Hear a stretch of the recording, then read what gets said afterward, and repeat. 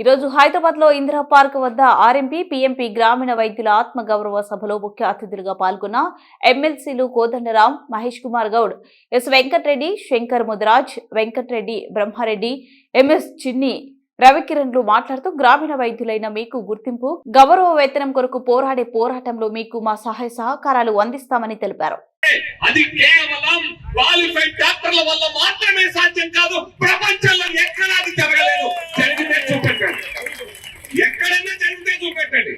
కేరళ రాష్ట్రం ఈ రోజు ఆరోగ్య రంగంలో భారతదేశంలోనే మొట్టమొదటి స్థానంలో ఉండడానికి కారణం కేవలం క్వాలిఫైడ్ డాక్టర్లు కాదు, అనేక మంది ప్రజా ఆరోగ్య కార్యకర్తలు గ్రామాల్లో పనిచేయడం ద్వారా మాత్రమే ప్రజల ఆరోగ్యంలో, ప్రజల జీవన విధానంలో, ప్రజల సంస్కృతిలో మార్పు తీసుకురావడం ద్వారా మాత్రమే కేరళ ఆరోగ్య రంగంలో ముందుంది. పాఠాలు నేర్చుకోరా.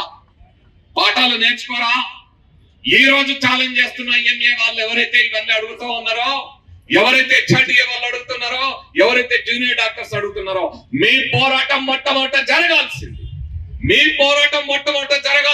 కార్పొరేట్ మెడికల్ మాఫియా మీద, ఫార్మాస్యూటికల్ మాఫియా మీద, మందుల మాఫియాను వదిలిపెట్టి మాఫియాకి మీరు సపోర్ట్ చేస్తూ ఇక్కడ చదువుతారా? ఎన్ని రకాల జబ్బులు మీ వైద్యం లేకుండా మాయమైపోతారు. ఆత్మగౌరవ సభకి పోవాల్సి వస్తుంది. అసలు దీంట్లో ఉన్నటువంటి ఇబ్బంది మన ఎన్నికల మేనిఫెస్టోలో పెట్టినట్టు అంశం ఏంటి, దీంట్లో ఏ రకంగా వారిని సహాయం చేయగలన్న మాట నేను పొద్దున మాట్లాడినప్పుడు వారు సానుకూలంగా స్పందించినారు. సో ఇది భవిష్యత్తులో సమయం పట్టచ్చు కానీ పరిష్కారం కాకుండా ఉండదనే మాట మాత్రం నేను ఇవ్వగలను. ఆర్ఎంపీ పిఎంపీ వ్యవస్థ అనేది గ్రామాల్లో ఫౌండేషన్, డాక్టర్ వ్యవస్థకి ఫౌండేషన్. 1970లో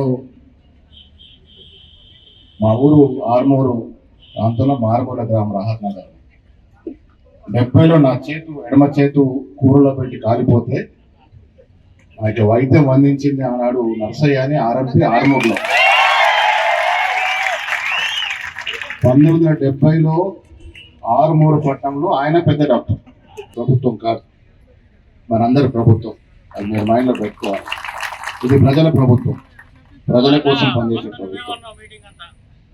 రేవంత్ రెడ్డి గారు ముఖ్యమంత్రి అయినా, పెద్దలు కోదండరాం గారు ఎమ్మెల్సీ అయినా, నేను ఎమ్మెల్సీ అయినా, మీరు ఆ స్థానంలో కూర్చున్నాం. మీ అందరూ భాగస్వామ్యంతో నడుచుకునే ప్రభుత్వమే కాంగ్రెస్ ప్రభుత్వం.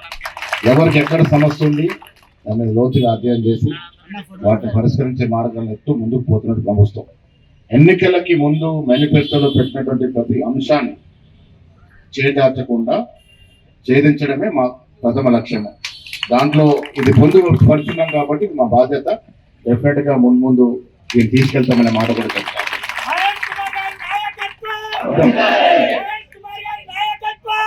రాజశేఖర రెడ్డి గారు ప్రజల మనిషి, ప్రజల సమస్యలు అర్థం చేసుకునే మెడికల్ కౌన్సిల్ ఆఫ్ ఇండియా వారు చాలా నిక్కచ్చిగా పోయేటటువంటి తత్వం. అలాంటి డాక్టర్లు వాళ్ళు ఉంటారు.